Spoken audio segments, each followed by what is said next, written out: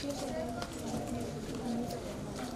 के मुद्दे पर क्या सरकार 40 लाख नागरिकों को देश से बाहर करेगी? सर प्लीज बताइए। किसी भी नागरिक के साथ कोई दुर्व्यवहार नहीं किया जाएगा। केवल विदेशी और घुसपैठियों को ही देश से बाहर निकाला जाएगा। सरकार इसकी जांच कर रही है। प्लीज मैम, क्या आप मुझे बताएंगे कि सरकार की शिक्षा नीति में नया रूप देने पर क्या होगा? सर प्लीज बताइए। आज विपक्ष वाले पक्ष से कई तरह के सवाल पूछे सर वन क्वेश्चन प्लीज। नई शिक्षा नीति का निर्माण किया जाएगा। Ma'am one question please. No question please. One question please sir. Ma'am one question please. Please ma'am one question ma'am one question please. Ma'am one question बोलते रहो माइक दे। Ma'am one question please. Sir बताएंगे कि सरकार की शिक्षा नीति का क्या है? इसके कार्यवाही के बाद आपको बता दिया जाएगा। सर एक question please sir please. Thank you. One question please.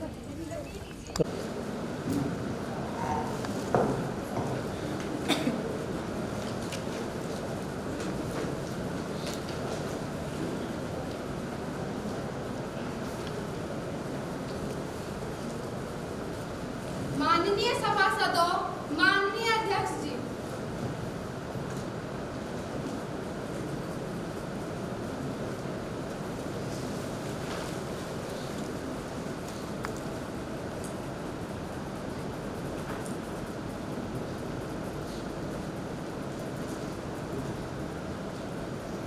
सभी सांसद अपना स्थान ग्रहण करें।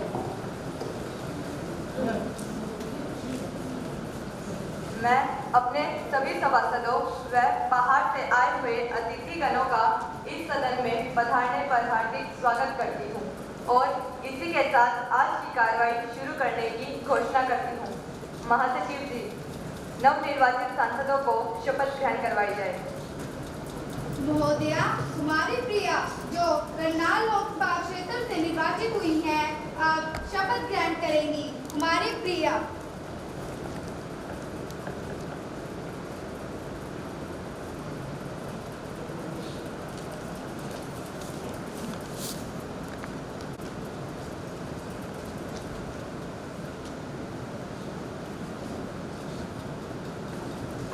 शपथ ग्रहण करेंगी अथवा प्रतिज्ञा लेंगी? महोदया जी, मैं शपथ ग्रहण करूंगी। आप किस भाषा में शपथ ग्रहण करेंगी? हिंदी भाषा में।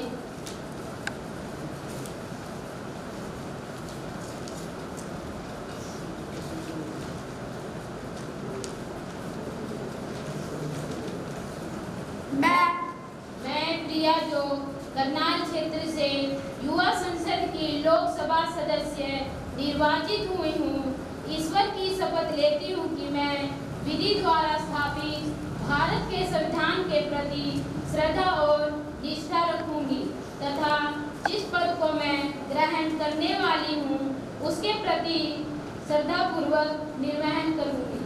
धन्यवाद।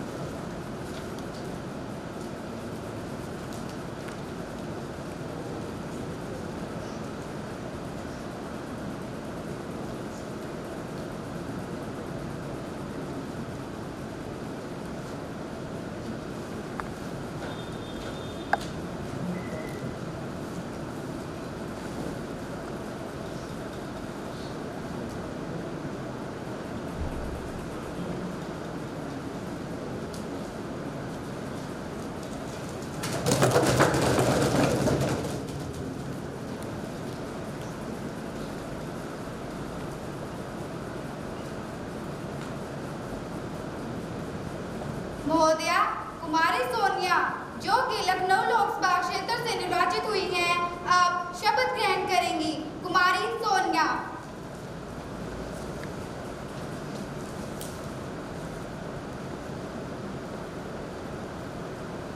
आप शपथ ग्रहण करेंगी अथवा प्रतिज्ञा लेंगी? महोदया, मैं शपथ ग्रहण करना चाहूँ। आप किस भाषा में शपथ ग्रहण करेंगी?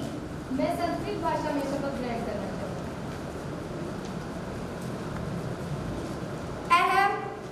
अहम सोनिया या लखनऊ क्षेत्रात युवा सांसदस्य लोकसभा सदस्य रूपेण निर्वाचिता अभवम्। अहम् ईश्वरेण शपामि यत् अहं विधिना स्थापितं भारतस्य संविधानं प्रति श्रद्धां निष्ठां च स्थापयिष्यामि एवं यत् पदम् अहं ग्रहणं करिष्यामि तस्य कर्तव्यानां निर्वहनं श्रद्धापूर्वकं करिष्यामि। धन्यवाद।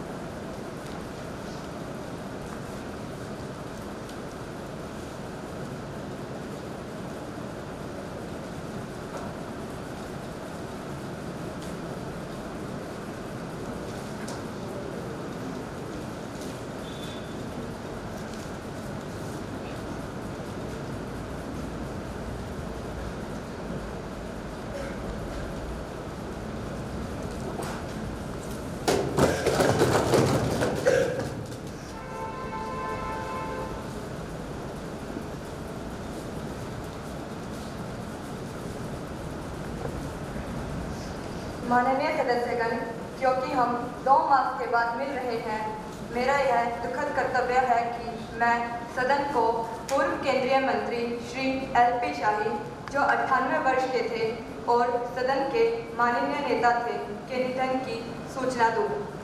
वे एक सामाजिक कार्यकर्ता थे। उन्होंने श्रमिकों के कल्याण तथा दलित लोगों के उत्थान के लिए अपना समय और शक्ति लगाई। वे सदन के जागरूक व सक्रिय सदस्य थे। श्री LP शाही, जिनकी मृत्यु पर सभा ने शोक व्यक्त किया है, वो अपनी श्रद्धांजलि अर्पित करती हूँ। उनका निधन राष्ट्र के लिए अपूरणीय क्षति है। वे अंतिम क्षणों तक हमारे साथ रहे हैं। वे देश सेवा के लिए हमेशा तत्पर रहते थे। मेरी परमपिता परमात्मा से यह विनती है कि वो इस दिव्यांगत आत्मा को अपने चरणों में स्थान देकर समस्त देशवासियों को इस दुखद घड़ी को धैर्यपूर्वक सहन करने की शक्ति प्रदान करें। महोदया जी, मैं आपके और सदन के नेता द्वारा अर्पित की गई श्रद्धांजलि में अपने आप को एवं पूरे विपक्ष को संयोजित करती हूँ। श्री LP शाही के साथ काम करने का मेरा सौभाग्य था। उनके चले जाने के बाद एक अच्छे इंसान, राजनेता, देशभक्त की जो जगह खाली हुई है उसे भर पाना कठिन है। उन्होंने दलगत राजनीति से ऊपर उठकर संपूर्ण देश के लिए कल्याण का कार्य किया था। मैं संपूर्ण विपक्ष की तरफ से उन्हें श्रद्धा सुमन अर्पित करते हुए उनके परिवार के लिए गहरी संवेदना प्रकट करती हूँ। सभी सदस्यगण खड़े होकर दिवंगत आत्मा की शांति के लिए 2 मिनट के लिए मौन धारण करें।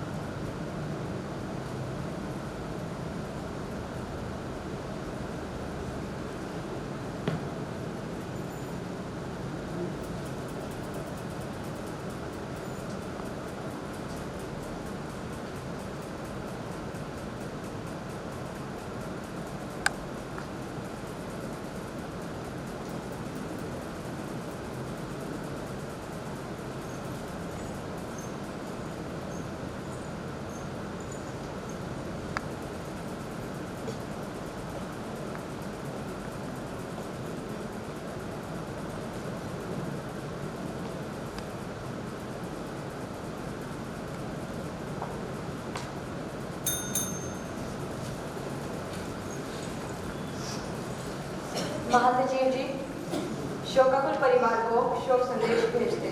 जी मैडम।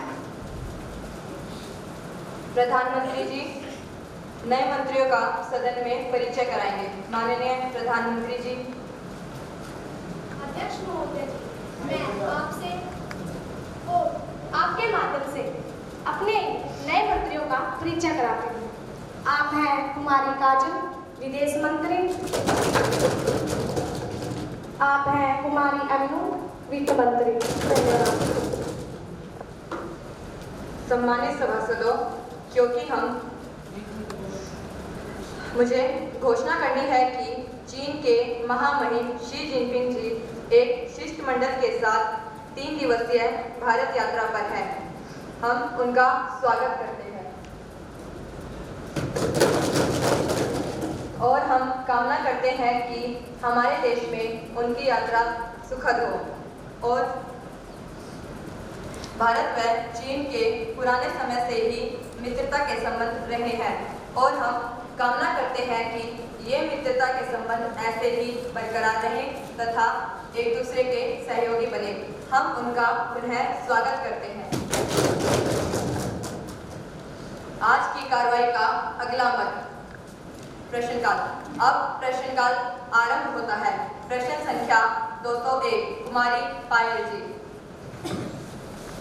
महोदय जी, मैं आपके माध्यम से जानना चाहती हूँ कि भारत के कुछ राज्यों जैसे असम, पश्चिम बंगाल में 1971 के बाद मतदाताओं की संख्या लगातार बढ़ती जा रही है, जिसके पीछे अवैध रूप से बांग्लादेशी नागरिकों की घुसपैठ मानी जाती है।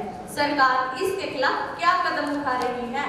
असम के 25 जिलों में से 14 जिलों में 17% से ज्यादा वृद्धि देखी गई है। इनमें से 9 जिले मुस्लिम बहुल हैं।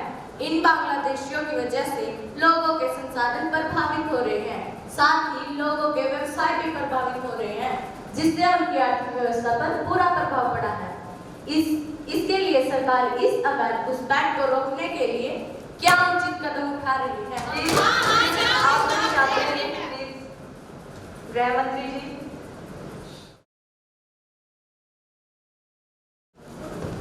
अध्यक्ष महोदया जी, मैं आपके माध्यम से सदन को बताना चाहूंगी कि इसके लिए सरकार ने 1951 में पूर्वी पाकिस्तान से भारत में अवैध प्रवेश को रोकने के लिए पहली बार जो राष्ट्रीय नागरिक रजिस्टर बनाया था, दोबारा 2015 में एनआरसी पर कार्य आरंभ कर दिया गया है।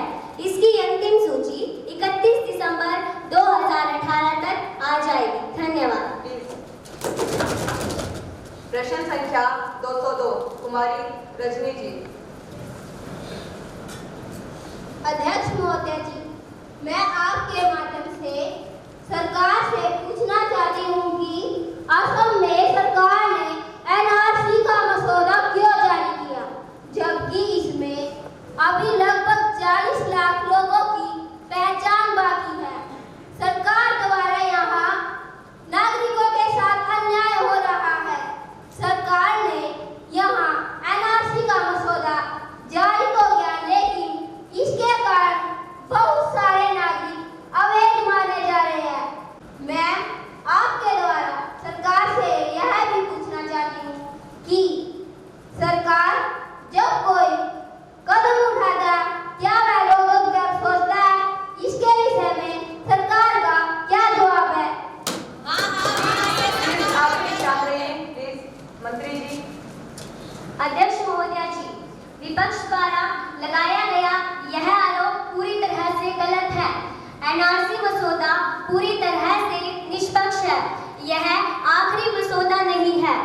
जिसका नाम इसमें शामिल नहीं है, उन्हें अपनी भारतीय नागरिकता साबित करने का उचित अवसर दिया जाएगा। सूची से बाहर रह गया व्यक्ति विदेशी न्यायाधिकरण का दरवाजा खटखटा सकता है। 3.29 करोड़ लोगों के नाम दर्ज करवाने के आवेदन हुए थे। उनमें से करीब 2.90 करोड़ लोगों को भारतीय नागरिकता की सूची में शामिल कर लिया गया है। मैडम स्पीकर जी, मैं आपके माध्यम से कहना चाहती हूँ कि यह सूची सर्वोच्च न्यायालय के आदेशानुसार इस कार्य में राज्य के 55,000 कर्मचारियों को लगाया गया है।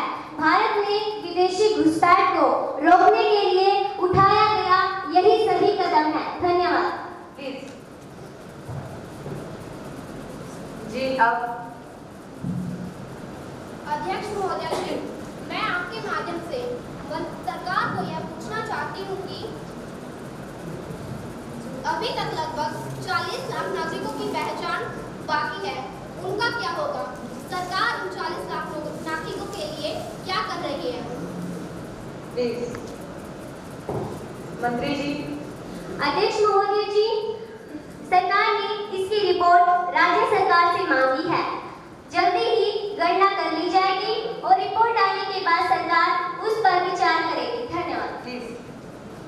संबंध में क्या कोई पूरक प्रश्न है? जी आप।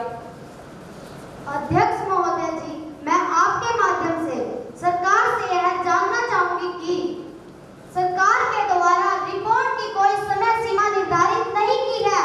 क्या तब तक वो नागरिक अवैध ही रहेंगे या घुसपैठिया माने जाएंगे? इस पर सरकार का क्या जवाब है? आप शांत रहिए प्लीज। मंत्री जी।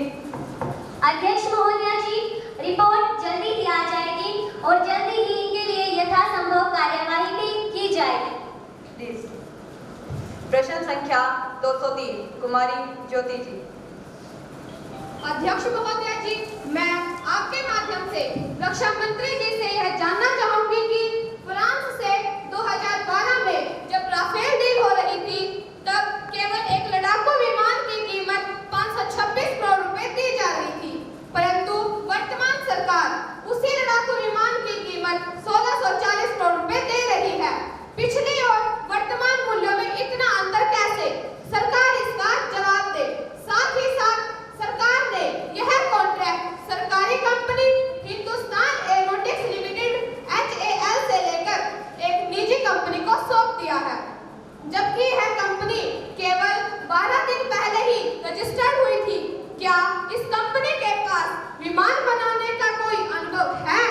पिछली सरकार 126 विमानों के लिए 58,000 करोड़ रुपए दे रही थी, परंतु वर्तमान सरकार केवल 36 विमानों के लिए 58,000 करोड़ रुपए दे रही है। अध्यक्ष महोदया जी, हमारे राष्ट्रीय हितों के साथ इतना खिलवाड़ कैसे? सरकार इसका जवाब दे, साथ ही साथ इसका सही मूल्य भी बताएं। प्लीज आप सब शांत रहिए। रक्षा मंत्री जी। Madam Speaker, the members of the Parliament are demanding to disclose Rafale deal details, including for aircraft price. Several questions were raised on the pricing of the combat aircraft.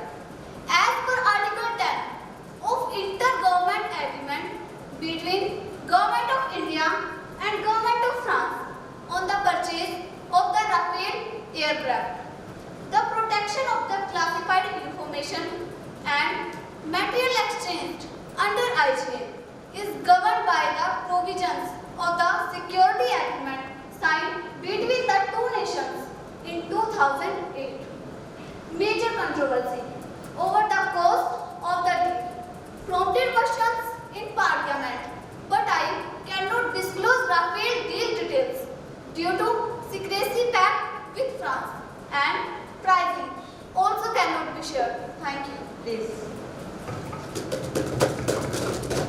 प्रश्न संख्या 204 कुमारी मंजू जी।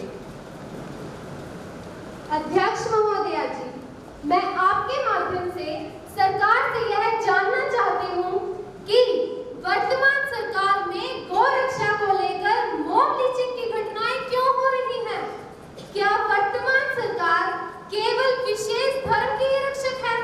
और यह भी बताएं कि इसके शिकार ज्यादातर मुस्लिम नागरिकों को ही क्यों बनाया जा रहा है? राजस्थान के अलवर, यूपी के मुजफ्फरनगर में मुस्लिम नागरिकों की मॉब लिंचिंग के द्वारा हत्या कर दी गई और मॉब लिंचिंग के 2014 से मार्च 2018 तक 9 राज्यों में कुल 46 मामलों में 45 लोगों की जानें गई। लगभग 200 से अधिक गिरफ्तार किए गए। सरकार इस पर रोक लगाने के लिए क्या कर रही है?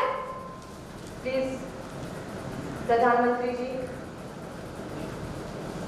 अध्यक्ष महोदय जी, मैं इस बात से सहमत हूँ कि मॉब लिंचिंग की घटनाएं बढ़ रही हैं, पर विपक्ष का यह आरोप सरासर गलत है कि वर्तमान सरकार विशेष धर्म पर आधारित है या वर्तमान सरकार विशेष धर्म को अनुरक्षण दे रही है या गोरक्षा को लेकर ही, मॉब लिंचिंग को लेकर ही घटनाएं हो रही हैं।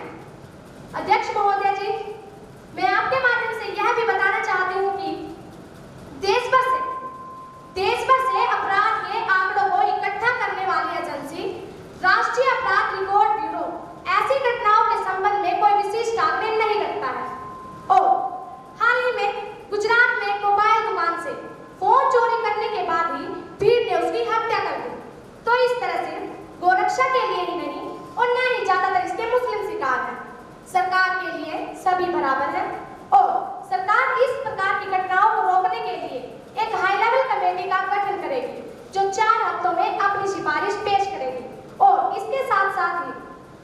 सरकार राज्यों के सभी जिलों में नोडल अधिकारी तैनात करने की योजना शुरू करेगी। महोदया जी, मैं सदन को यह भी बता देना चाहती हूँ कि इसके मौलिक सदस्य कानूनी मामले, सामाजिक न्याय, अधिकारिता विभाग के सचिव होंगे। धन्यवाद। प्रश्न संख्या 205 कुमारी प्रियम जी। अध्यक्ष महोदय जी, मैं आपके माध्यम से कृषि और किसान कल्याण मंत्री जी से यह पूछना चाहता हूं कि क्या भारत में महाराष्ट्र के विदर्भ क्षेत्र के बुलगाना जिले में किसानों के एक समूह ने कोई पत्र दिया है जिसमें आत्महत्या करने की अनुमति मांगी गई है। महोदया जी, इस पर सरकार की क्या प्रतिक्रिया है? किसानों की ऐसी दुर्दशा के लिए जिम्मेदार कारक क्या है? क्या सरकार ने इन कारकों से निपटने हेतु कोई कदम उठाए हैं? सरकार इसका जवाब दे।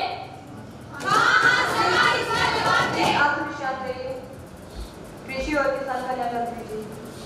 अध्यक्ष महोदय जी, मैं आपके माध्यम से माननीय सदस्य को बताना चाहूंगा कि महाराष्ट्र राज्य सरकार से प्राप्त सूचना के अनुसार किसानों के एक समूह ने मुख्य रूप से यह मांग करते हुए कि उनकी भूमि जिसका अधिग्रहण राष्ट्रीय राजमार्ग अधिनियम 1956 के अनुसार किया गया था कि क्षतिपूर्ति की गणना भूमि अधिग्रहण, पुनर्वास और पुनर्स्थापन में उचित क्षतिपूर्ति एवं पारदर्शिता का अधिकार अधिनियम 2013 के अनुसार की जानी चाहिए। उनके चल रहे आंदोलन के एक भाग के रूप में सामूहिक इच्छा मृत्यु की अनुमति मांगे जाने के संबंध में दिनांक 10 मार्च 2017 को सब डिविजनल मैजिस्ट्रेट खामगांव, जिला बुल्ढाना, महाराष्ट्र के समक्ष एक प्रतिवेदन प्रस्तुत किया था। अध्यक्ष महोदय जी, मैं आपके माध्यम से यह भी बताना चाहूंगा कि सरकार का लक्ष्य वर्ष 2022 तक किसानों की आय को दोगुना करना है। वर्ष 2009 से 2014 की अवधि के लिए कृषि के लिए बजट 1,21,082 करोड़ रुपए था। वर्ष 2014 से 19 के दौरान आवंटन 74.5% तक बढ़ाकर 2,11,694 करोड़ रुपए किया गया है। अध्यक्ष महोदय जी, मैं यह भी बताना चाहूंगा कि लंबे समय से लंबित 99 सिंचाई परियोजनाओं को पूरा करने तथा दिसंबर 2018 तक 7.6 मिलियन हेक्टेयर सिंचाई क्षमता सृजित करने के लिए 40,000 करोड़ रुपए का दीर्घावधि सिंचाई कोष सृजित किया जाना है और कुल निवेश 80,000 करोड़ रुपए होने की संभावना है। अध्यक्ष महोदय जी, जल उपयोग क्षमता के लिए सूक्ष्म सिंचाई कोष के लिए 5,000 करोड़ रुपए, डेयरी अवसंरचना विकास कोष के लिए 10,881 करोड़ रुपए, पशुपालन अवसंरचना विकास कोष के लिए 2,450 करोड़ रुपए, कृषि विपणन अवसंरचना विकास कोष के लिए 2,000 करोड़ रुपए, किसानों के लिए राष्ट्रीय इलेक्ट्रॉनिक कृषि मंडी से एक नवीन मंडी प्रक्रिया भी आरंभ की गई है। धन्यवाद। प्रश्न संख्या 206 कुमारी प्रियम जी। अध्यक्ष महोदय जी, मैं आपके माध्यम से श्रम और रोजगार मंत्री जी से यह पूछना चाहता हूं कि क्या भारत में लगभग 44 लाख बाल मजदूर हैं और इनमें से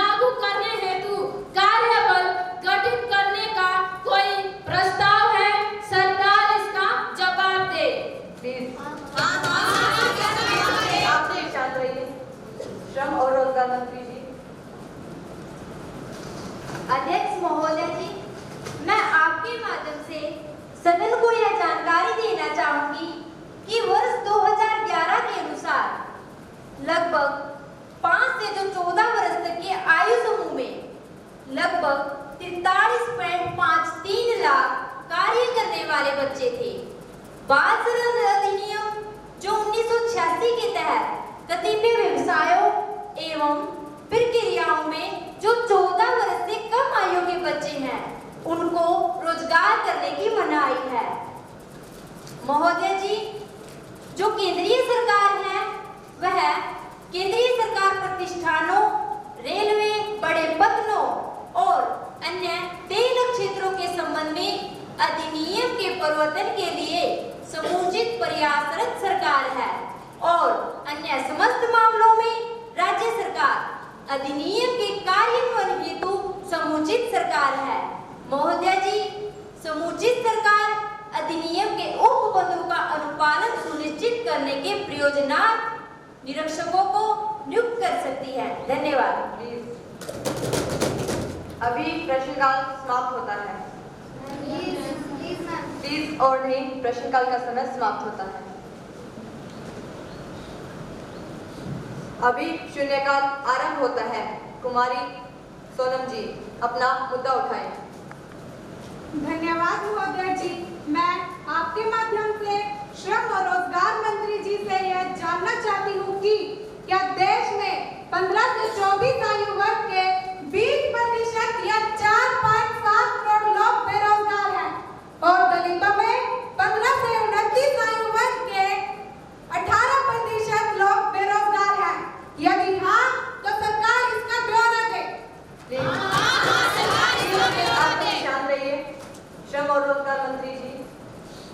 अध्यक्ष महोदय जी, मैं आपके माध्यम से यह बताना चाहूंगी कि जनसंख्या की जनगणना वर्ष 2011 के अनुसार लगभग 23.2 करोड़ व्यक्ति या देश की कुल जनसंख्या का 19.4% जो 15 से 24 वर्ष के आयु समूह में लगभग युवा थे। महोदय जी, राष्ट्रीय प्रतिशत सर्वेक्षण कार्यालय सांख्यिकी एवं कार्यक्रम कार्यान्वयन मंत्रालय द्वारा वर्ष 2011-12 के दौरान जो किए गए श्रम बल सर्वेक्षण हैं उनके अनुसार उनके दौरान जो 15 से 24 वर्ष के बीच आयु समूह में जो युवा हैं, जो बेरोजगार युवा हैं, उनके बीच अनुमानित संख्या 0.05 करोड़ थी। और महोदय जी, इसी अवधि के दौरान 15 से 24 वर्ष के आयु समूह में जो युवा हैं, उनके बीच बेरोजगारी दरें अनुसूचित जाति एवं अनुसूचित जनजाति के संबंध में क्रमशः 2.05% और 1.48% अनुमानित थी। धन्यवाद। कुमारी अंजलि जी अपना मुद्दा उठाएं। अध्यक्ष महोदय जी, मैं आपके माध्यम से जानना चाहती हूँ कि सरकार ने पेट्रोल और डीजल पर उत्पाद शुल्क में कटौती कर दी है। सरकार इसके बारे में बताए और इसका जवाब दे। प्लीज प्रधानमंत्री जी। अध्यक्ष महोदय जी, मैं आपके माध्यम से सदन को यह बताना चाहती हूँ कि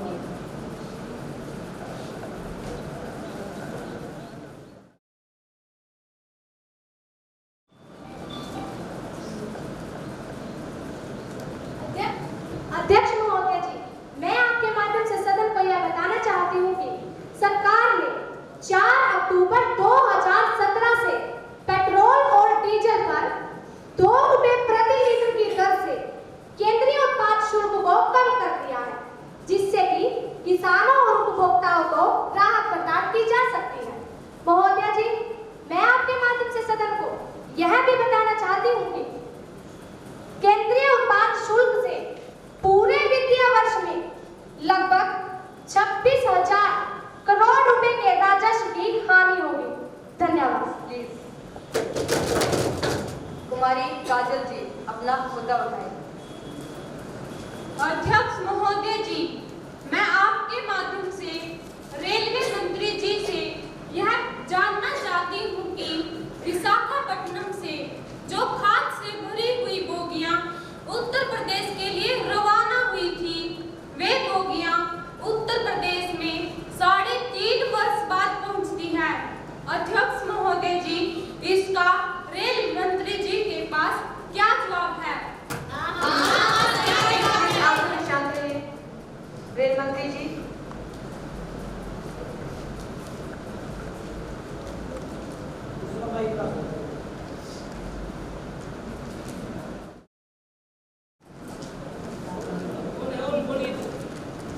मैडम स्पीकर, मैं आपके माध्यम से बताना चाहती हूँ कि तकनीकी कमी आने के कारण बीच में बोगियों को रोका गया था और उनमें से केवल एक बोगी ट्रैक से हटने की वजह से छूट गई थी।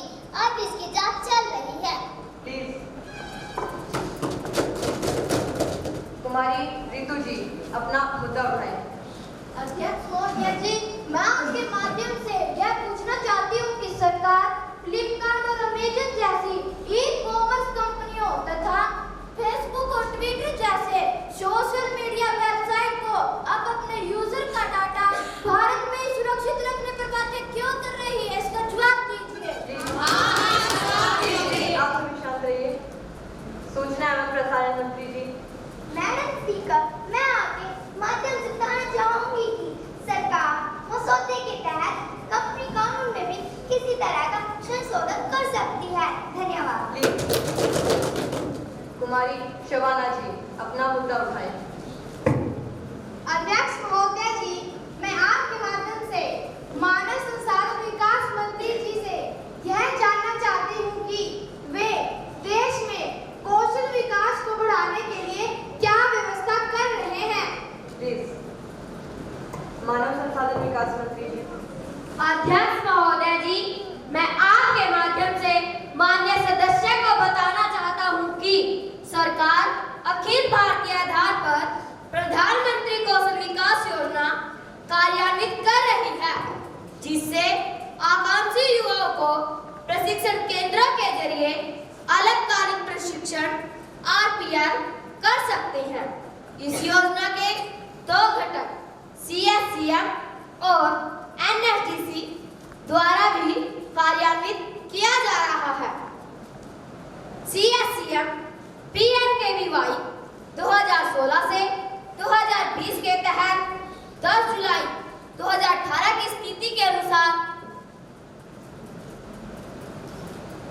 STT, RPL और विशेष परियोजना के तहत लगभग 31.13 लाख अभ्यर्थी प्रशिक्षित किए गए हैं या प्रशिक्षण पा रहे हैं। इसके अतिरिक्त लगभग 27 राज्यों में 1080 प्रशिक्षण केंद्रों के जरिए कौशल विकास योजना प्रशिक्षण प्रदान किया जाता है। धन्यवाद। अभी शून्यकाल का समय समाप्त होता है। प्लीज और नहीं, शून्यकाल का समय समाप्त होता है। आगे की कार्रवाई में कुमारी अंजलि जी अपना प्रस्ताव पेश करें। कुमारी अंजलि जी। माननीय अध्यक्ष महोदय जी, कृपया करके हमें कार्य स्थगन प्रस्ताव लाने की अनुमति प्रदान करें। हाल ही में हुए राफेल सौदे में एक बड़ा घोटाला हुआ है, जिसमें एक लड़ाकू विमान की कीमत पिछली सरकार में केवल 526 करोड़ रुपए थी और उसी लड़ाकू विमान की कीमत वर्तमान सरकार में 1640 करोड़ रुपए हो गई है, जो कि बहुत ज्यादा हमारे राष्ट्रीय हितों के साथ खिलवाड़ है।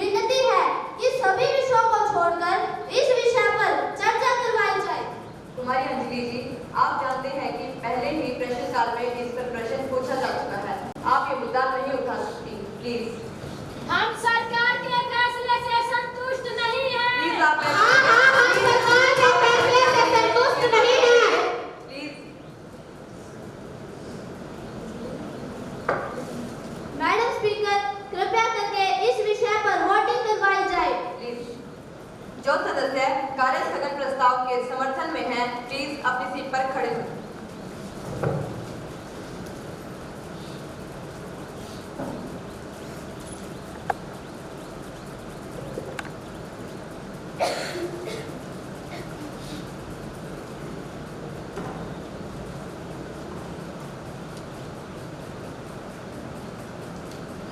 प्रस्ताव अस्वीकार किया जाता है।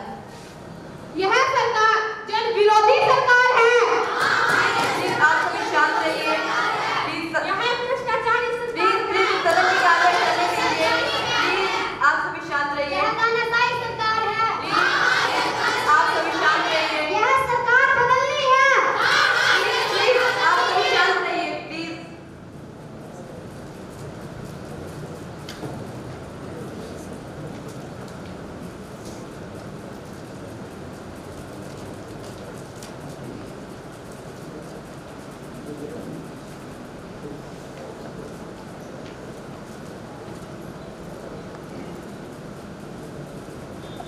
आज की कार्रवाई का अगला मत विशेषाधिकार हनन संबंधी प्रस्ताव कुमारी प्रीति जी।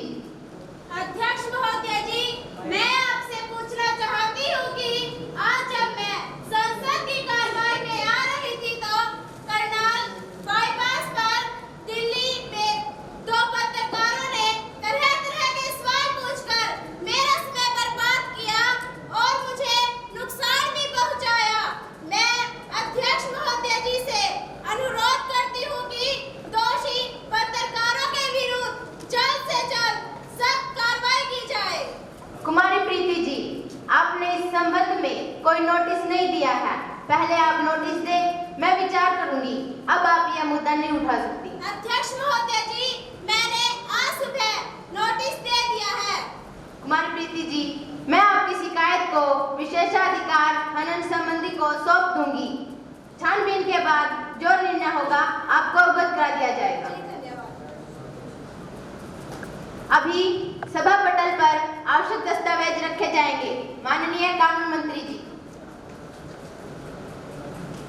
अध्यक्ष महोदय जी, मैं आपकी अनुमति से आपराधिक कानून अध्यादेश की जगह नए आपराधिक कानून संशोधन 2018 जिसमें 12 साल की कम उम्र की बच्चियों के साथ दुष्कर्म के आरोपियों को सजा का प्रावधान संबंधी अधिसूचना को सदन पटल पर रखता हूँ।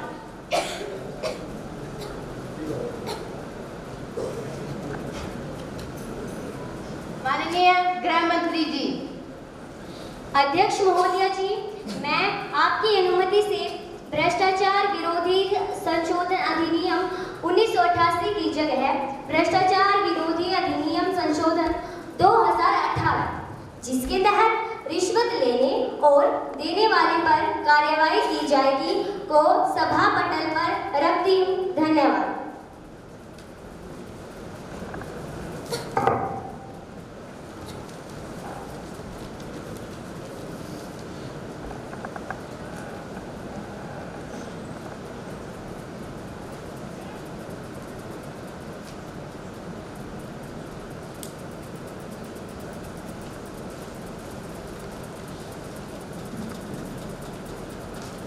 अब विधायी कार्य शुरू होता है।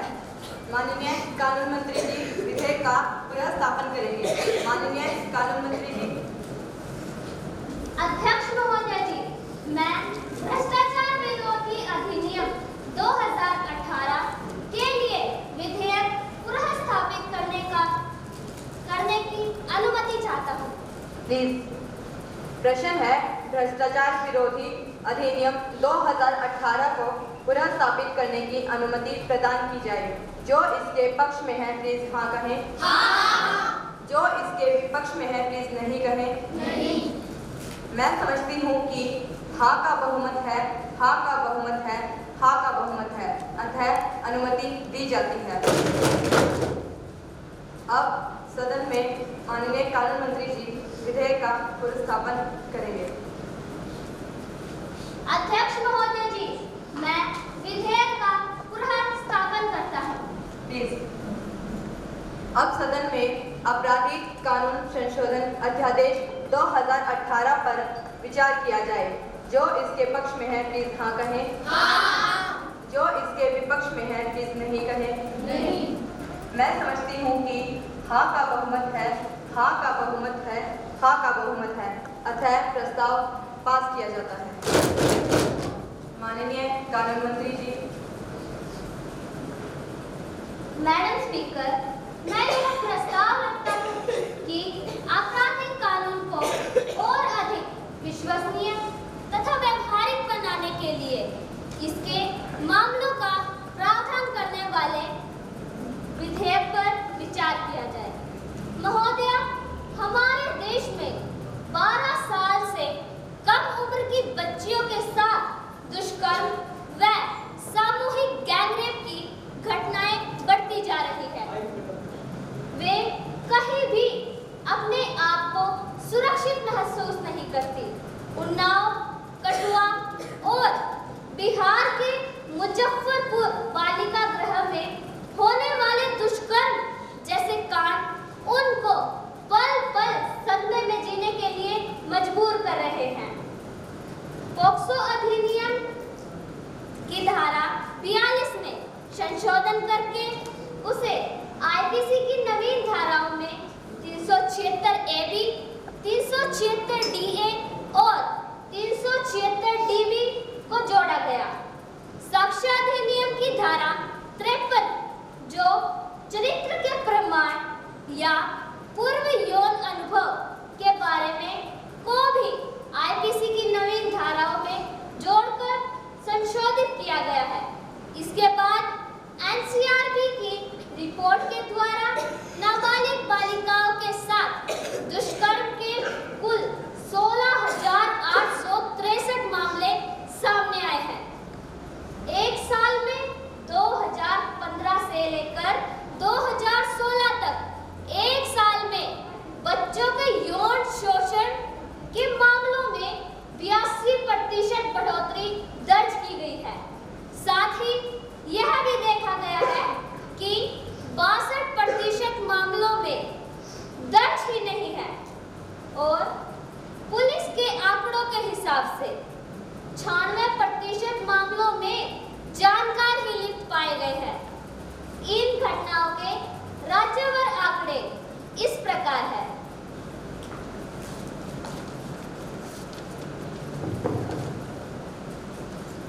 मध्य प्रदेश में 2467 मामले, महाराष्ट्र में 2296 मामले, उत्तर प्रदेश में 2115 मामले, ओडिशा में 1158 मामले, तमिलनाडु में 1169 मामले और कुल मिलाकर 16,863 मामले नाबालिग बालिकाओं के साथ दुष्कर्म के सामने आए हैं। इस कड़े कानून का मुख्य उद्देश्य बालिकाओं को सुरक्षा प्रदान करना है। अब तक की व्यवस्था में केवल महिलाओं के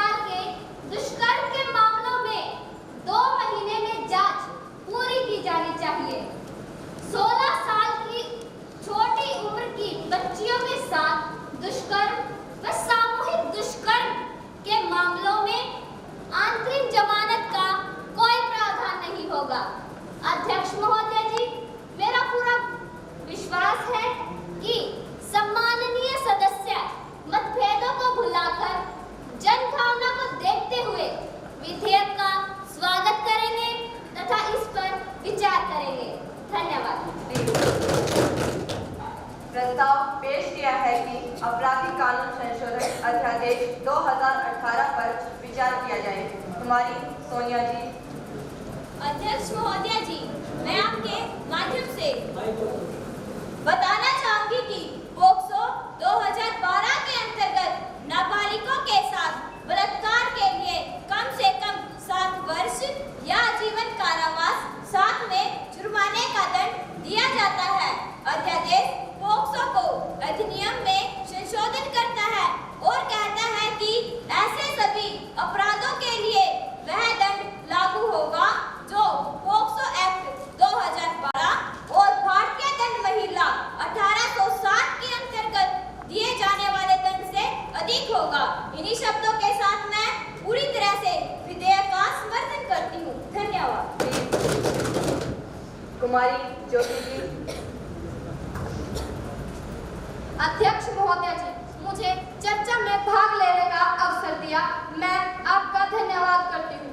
आप आपराधिक दंड प्रक्रिया संहिता CRPC 1993 के अनुसार किसी बच्चे के साथ दुष्कर्म की जांच 3 महीने में पूरी होनी चाहिए। अध्यादेश जांच खत्म होने की अवधि को 3 महीने से घटाकर 2 महीने करता है।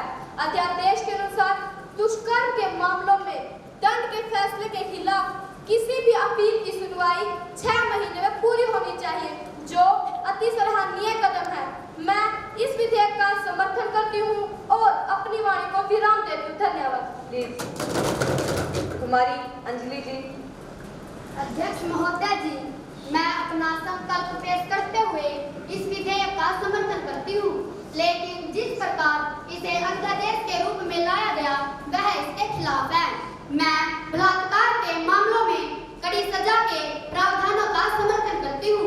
ऐसे मामलों में समयबद्ध सुनवाई, अग्रिम जमानत नहीं देने संबंधी प्रावधान किया गया है, परंतु विधेयक में यह स्पष्ट नहीं है कि सुनवाई पूरी करने की अवधि घटना के दिन से शुरू होगी या आरोप पत्र दाखिल करने के दिन से। कुमारी अलीमा जी।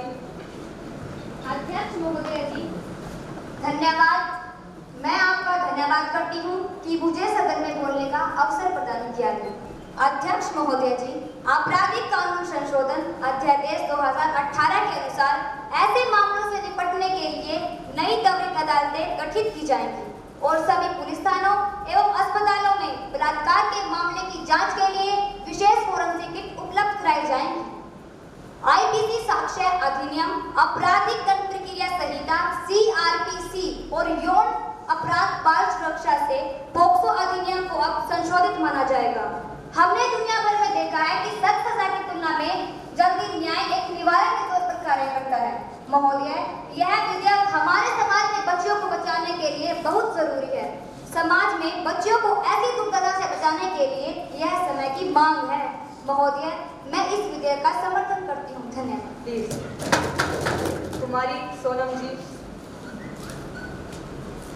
अध्यक्ष महोदय जी, मैं 12 वर्ष से कम उम्र की बच्चियों से दुष्कर्म के मामले में मौत की सजा का प्रावधान करने के लिए पोक्सो कानून के संशोधन में सरकार के फैसले का विरोध करती हूँ। एक ऐसे देश में जहाँ दुष्कर्म की ज्यादातर घटनाएं लगभग 95% मामलों को परिवार के सदस्य अंजाम देते हैं, मौत की सजा का प्रावधान करना आरोपियों की बरी होने की सिर्फ गुंजाइश ही बढ़ाएगा। लगभग इसी तरह के 62% मामले दर्ज ही नहीं करवाए जाते। प्लीज थोड़ा जल्दी। प्लीज 1 मिनट महोदया। सरकार को मौजूदा कानूनों को मजबूत करना चाहिए और जागरूकता भी पैदा करनी चाहिए। माननीय कानून मंत्री जी। अध्यक्ष महोदय जी, मैं उन सभी सदस्यों का आभार व्यक्त करना चाहता हूँ जिन्होंने इस विधेयक पर अपने रचनात्मक आलोचना की है। मैं उन सभी सुझावों के लिए भी आभारी हूँ जो हमें मैं मुख्य सुझावों के बारे में कहना चाहता हूँ कि इस विधेयक में महिला सुरक्षा सुनिश्चित करने के लिए आवश्यक प्रावधान किए गए हैं। मुझे आशा है कि मैंने सदस्यों के अधिकतर मुद्दों का उत्तर दे दिया है। मैं एक बार फिर अपने सम्मानित साथियों का धन्यवाद देता हूं और इस अधिनियम को लागू करवाने के लिए आप सबका समर्थन चाहता हूं।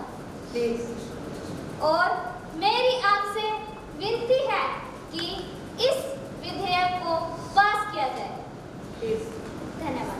प्रश्न है आपराधिक कानून संशोधन अध्यादेश 2018 पर प्रस्ताव पास किया जाए। जो इसके पक्ष में है प्लीज हाँ कहे। हाँ। जो इसके विपक्ष में है प्लीज नहीं कहे। नहीं।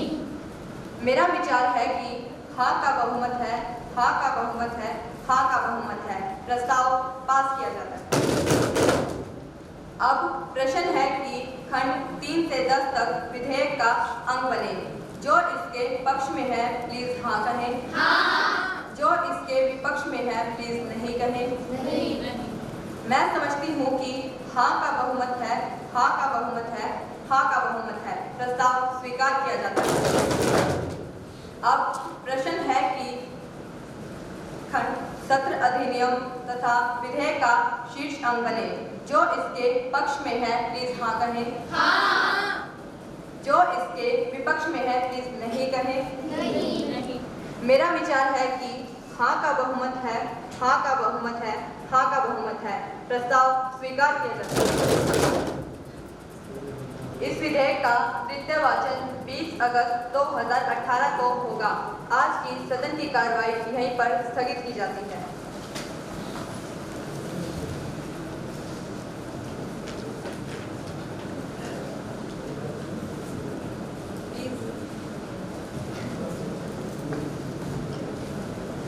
आज दिनांक 20 अगस्त 2018 की सदन की कार्रवाई शुरू करने की घोषणा करती हूँ।